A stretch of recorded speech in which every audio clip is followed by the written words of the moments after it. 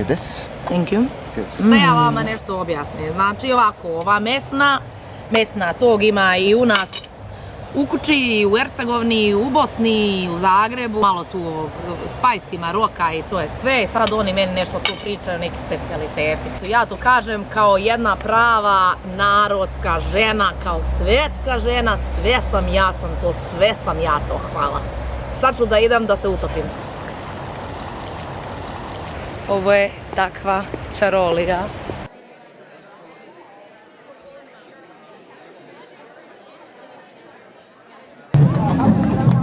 Ja sam se morala zamaskirati jer je ovdje fakat doslovno džungla.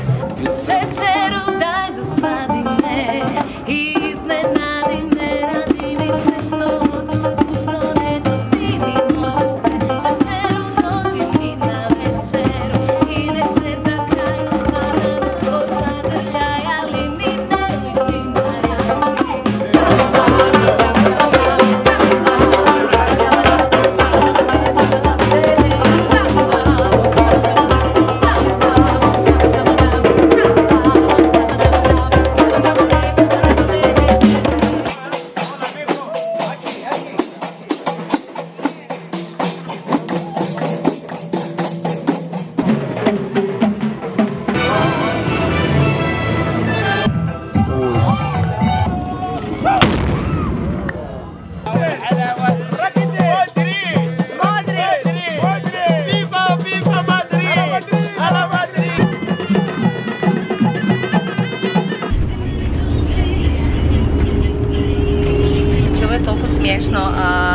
Naš vozač našeg busa je radi light chocolate.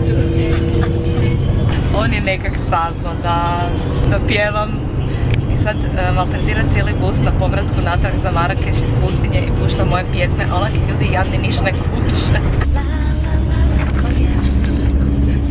Ovo se nastavlja.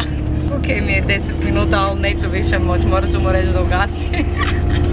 Onak prošli smo, prođeš sve zemlje kroz ove Maroko, u pola sata prođeš od ono najvećeg sela pustinje pa dođeš do Majamija, pa za 5 minuta si u Bosni, pa za 6 minuta si onaki, ne znam, na Bledu i to je to.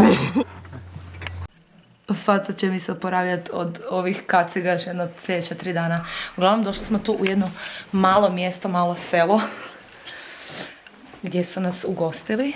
Dobili smo marokanske čajeve, znači to je toliko fino, uopće ne možete zamisliti, ovo ne znam šta je iskreno. I ovo idem probat. To je... Dobrodošli u naš WC. Ja sam se upravo popiškila, sad ću pustiti lijepo u kahlicu, ovu kanticu, tako, eto, sad ste vidjeli i to. Šokram.